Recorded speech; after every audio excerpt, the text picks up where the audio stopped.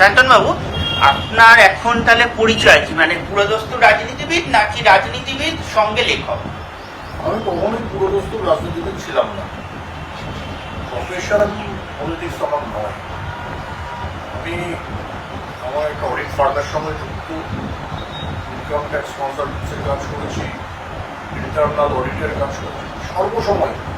এমনকি পার্টি যখন আমি জেনারেল সেক্রেটারি, তখন এই পশ্চিমবঙ্গের কলকাতাতে, মেনলি কলকাতা, সল্টলেক এসব জায়গায় আমার একটা সময় 4-5টা কোচিং সেন্টার ছিল, যেখানে বিকম, এমকম, চার্টার, সিএ ছাত্রছাত্রীদের এই কোচিংও দীর্ঘদিন দিয়েছি।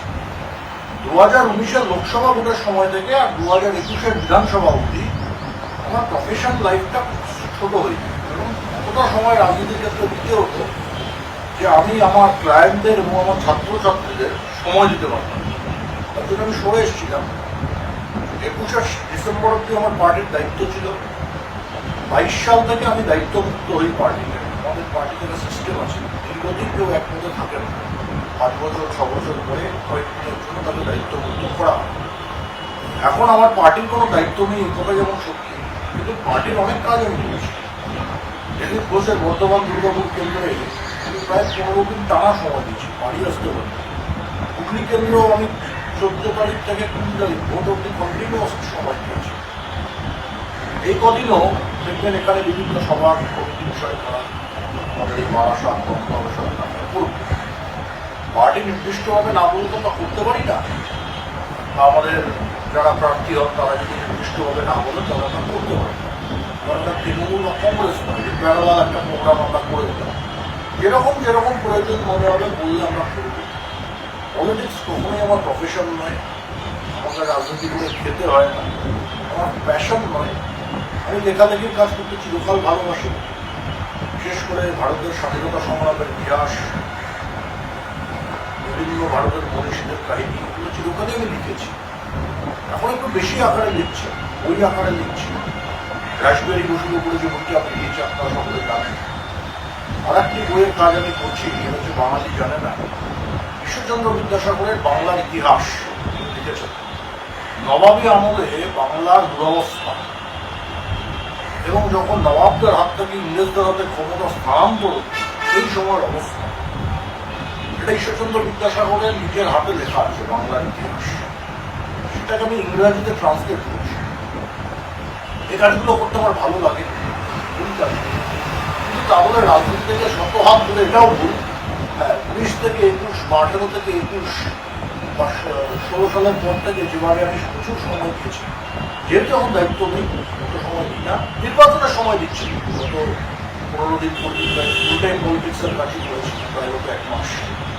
সেটা তো আর 4-5 দিনও চলবে, এখানে 1 তারিখ ভোট আছে। তারপর আবার কয়েকদিন লেখালেখির কাজটা আমি সম্পূর্ণ করবো। সেপ্টেম্বরের 20 তারিখ বিদ্যাসাগর মশাইয়ের জন্মদিনের দিন আমি ওনার লেখা যে বই বাংলার ইতিহাস, আর ইংরাজি ট্রান্সলেশনটা আমি করব। আপনি রাসবিহারী বসুকে নিয়ে বই লিখেছেন, বিদ্যাসাগরকে নিয়ে কাজটা করছেন, এই যে কাজগুলো করতে আপনার ভারতবর্ষ সম্বন্ধে নতুন করে কোনো উপলব্ধি হচ্ছে? দেখুন, ভারতবর্ষ সম্পর্কে উপলব্ধি প্রত্যেকদিনই হয়।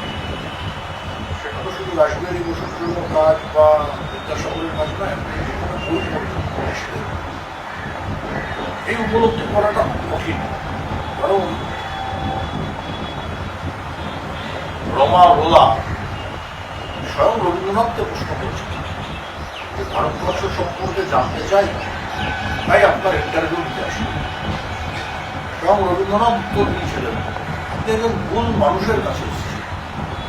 ভারতবর্ষ সম্পর্কে জানতে চাইলে ইউরোপীয় দার্শনিক হিসেবে আপনাকে দুটো কাজ করতে হবে, মহাভারত পড়তে হবে আর স্বামী বিবেকানন্দের ভাষণ করতে হবে। তাহলে আপনি ভারতবর্ষ সম্পর্কে জানতে হবে। কিন্তু এটা অপরান্ত সমুদ্রের মতো, এখানে রবীন্দ্রনাথের মতো ব্যক্তিত্ব যে ইউরোপীয় দার্শনিককে এই কথা বলছেন, আমরা তো তার নখেরও যোগ্য নই। কাজে প্রত্যেক দিনে নতুন নতুন উপলব্ধি তো হবেই, তো নতুন কিছু নয়, এটা স্বাভাবিক আছে, সারা জীবন চলবে। এবং যখন শেষ দিনে পৌঁছবো তখন হয়তো এই উপলব্ধি সম্পূর্ণ হবে না, আমি ভারতবর্ষকে জানতে পারলাম কিনা। আচ্ছা, এবার একটু বাংলা রাজনীতির প্রসঙ্গে এবারে লোকসভা নির্বাচন বাংলার ভবিষ্যতের পক্ষে কতটা গুরুত্বপূর্ণ বা তাৎপর্যপূর্ণ আপনার কি? দেখুন, যে কোনো নির্বাচন তাৎপর্যপূর্ণ, এবারের নির্বাচনটা অধিক তাৎপর্যপূর্ণ, কারণ দুটো অপশন। একদিকে চোর ছেচর, গুন্ডা বদমাস, শাহজাহান, জাহাঙ্গীর, কাইজার, আরাবুলদের জন্য বাস্তবিক। আর একদিকে নরেন্দ্র ভাই মোদীর নেতৃত্বে বিকশিত ভারতের সরকার। আপনি ভাবুন, কল্পনা করুন, আমরা গ্রামে গঞ্জে ঘুরে বেড়াচ্ছি, নির্বাচন করাতে যাচ্ছি, সমস্ত রাজনৈতিক দল তারা ভাবছে আমার গ্রামের এতজন যুবক বাইরে কাজ করতে যায়, তারা ভোটের দিন আসবে। বাইরে কি কাজ করতে যায়? কেউ সোনার দোকানে কাজ করে, কেউ রিক্সা টানতে যায়, কেউ রাস্তা পরিষ্কার করছে, কেউ সেখানে গৃহ পরিচারিকার পর্যন্ত কাজ করছে। একদিন তো বাংলায় সারা দেশ থেকে মানুষ কাজ করতে আসতো, আজকে এটা উল্টো হয়ে গেছে। আর মোদীজির আমলে পৃথিবীর সব থেকে বড় সোনার হাব তৈরি হয়েছে গুজরাটের সুরাটে। এশিয়ার সব থেকে বড় ইলেকট্রনিক্স কারখানা স্যামসাং তারা তৈরি করেছে, স্যামসাং কোম্পানি, যোগীজির রাজ্য নয়ডা। সব থেকে বড় ইলেকট্রিক কারখানা, ইলেকট্রিক গাড়ি যারা তৈরি করে টেসলা, সব থেকে বড় কোম্পানি, তারা ভারতবর্ষে আসছে কারখানা তৈরি করছে। কোথায় আসছে? তারা বলছে হয় ব্যাঙ্গালোর যাবো, নয় তামিলনাড়ু যাবো, নয় পুনে যাবো, আর নয়তো গুজরাট যাবো। আবার ওখানে কারখানা হবে, এখানকার যুবক সেখানে কাজ করতে যাবে। যদি পশ্চিমবঙ্গের যুবককে পশ্চিমবঙ্গের কাজ আগের মতো করাতে হবে, বাইরের যুবক এখানে ফেরত আনতে হবে, তাহলে কিন্তু ভারতীয় জনতা পার্টিকে সমর্থন করতে হবে।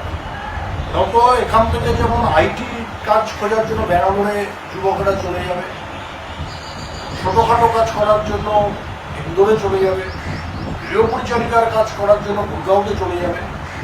এই যে চলে যাওয়ার প্রবণতা, এই চলে যাওয়ার প্রবণতাটাকে বন্ধ করতে গেলে যেটা আমাদের করতে দরকার, সেটা হচ্ছে ভারতীয় জনতা পার্টিকে এখানে নির্বাচিত। বিজেপি যদি এখানে ইলেক্টেড না হয়, তাহলে এই শাহজাহান, আরাবুল এদের দৌরাত্ম বাড়বে, সন্দেশখালী রিপিটেশন হবে, আর পশ্চিমবঙ্গের যুবকরা সমস্ত কিছু ছেড়ে, পরিবার পরিজন ছেড়ে অন্য রাজ্যে যাবে, কাজ করতে পারবে। এটা বন্ধ হওয়া দরকার বলে আমার উপলব্ধি, এবং আমার মনে হয় মানুষ এটা বুঝেছে। শুধু 500 টাকা, 1000 টাকা, 1200 টাকা চমকানো ধমকানোতে মানুষ প্রভাবিত হচ্ছে না। তার জন্য তৃণমূল এতটা ফ্রাস্ট্রেটেড হচ্ছে। 5 দফার নির্বাচন হয়ে গেছে আর 2 দফার ভোট গ্রহণ বাকি, বিজেপির কেমন ফল হবে বলে আপনার মনে হচ্ছে? দেখুন, আরো 2 দফায় পশ্চিমবঙ্গে একটা দুর্ভাগ্যজনক ঘটনা আছে, এটা আমি অন্য রাজ্যের নেতাদেরও বলি, ফোন করে ক্যাসা রেজাল্ট হবে। এরা তোমাদের রাজ্যে ভোট হয় আর এখানে ভোট করানো হয়। যদি আমরা ভোট করাতে পারি, বাকি 2 দফাতে ভালো হবে। প্রথম 5 দফায় মোটামুটি রেজাল্ট খারাপ হবে না, রেজাল্ট ভালো হবে। এখন কত বাড়বে, কত কমবে, কি হবে না হবে কিন্তু বলা যায় না, এত মাইক্রো করতে পারবো না। 2টো কেন্দ্রে আমি ছিলাম, পুরো সময় দিয়েছি, বর্ধমান, দুর্গাপুর, এবং লাস্ট 7 দিন আমার নিজের অনুমান 2টো কেন্দ্রেই বর্ধমান, দুর্গাপুর তো জিতবই, হুগলিও আমরা জিতবো। এই যে এখন আমাদের মুখ্যমন্ত্রী এই যে সাধু সন্তদের নিয়ে যে মন্তব্য করেছেন, কার্তিক মহারাজকে সরাসরি আক্রমণ করেছেন, সাধু সন্তরা পথে নামছেন কলকাতার বুকে, তো এর কি কোনো প্রভাব পড়বে বাকি 2 দফার ভোটে? দেখুন, কি প্রভাব পড়বে বলতে হবে, কিন্তু খুব অন্যায়, খুব খারাপ কাজ হয়েছে। কারণ সাধু সন্তরা সমাজের দিশা নির্দেশ। যে কার্তিক মহারাজের কথা উনি বলছেন, কার্তিক মহারাজের বিশাল কাজ আসবে, অনাথদের পড়ানোর দায়িত্ব, তাদের রাখার দায়িত্ব আমি ব্যক্তিগতভাবে চিনি। তিনি কোনো রাজনীতির মধ্যে নেই। এবার তার এলাকায় দুষ্কৃতিকারীদের ব্যবহার করে তৃণমূল, তার আশ্রমের জমির মধ্যে ঝামেলা তৈরি করে। যেমন জলপাইগুড়িতে একটি ঘটনা হয়েছে, রামকৃষ্ণ মিশনের যুক্ত, এই জমি হাঙ্গররা তৃণমূলের সঙ্গে যুক্ত। এটার জন্য অনেকদিন ওরা কার্তিক মহারাজকে টার্গেট করছে। প্রথমে ওরা বলতো কার্তিক মহারাজ অধীর চৌধুরীর সঙ্গে আছে, বছর 3-4 ধরে বলতে শুরু করেছে কার্তিক মহারাজ বিজেপির সঙ্গে আছে। আমার বক্তব্য হচ্ছে যে মুখ্যমন্ত্রীর উচিত নয় ধরনের কথা বলে। আর ভোটের কথা যদি বলেন, সুলতান মসজিদের ইমাম ওনার মঞ্চে থাকে, প্রকাশ্যে ওনাকে ভোট দেওয়ার কথা বলে, দাখোদা মসজিদের ইমাম ওনার মঞ্চে থাকে প্রকাশ্যে ভোট দেওয়ার কথা বলে। আজকে ওনার মুখে সব শোভা পায় না। পোষণ করতে করতে এমন হয়েছে মুসলমানদের ভোট পাওয়ার জন্য এরা সব কিছু করতে পারে। তাতে যদি দেশটাকে বিক্রি করে দিতে হয়, আবার দেশের বিভাজন করতে হয়, আবার পাকিস্তানের কথা বলতে হয়, এটা তাই বলবে। এদের দরকার মুসলমানের 30-32% ভোট। আমাদের ভিডিও ভালো লাগলে লাইক এবং শেয়ার করুন। কমেন্ট সেকশনে গিয়ে জানান আপনাদের মতামত। আরও ভিডিও পেতে আমাদের চ্যানেল সাবস্ক্রাইব করুন এবং প্রতি মুহূর্তে খবরের আপডেট পেতে প্রেস করুন বেল আইকন।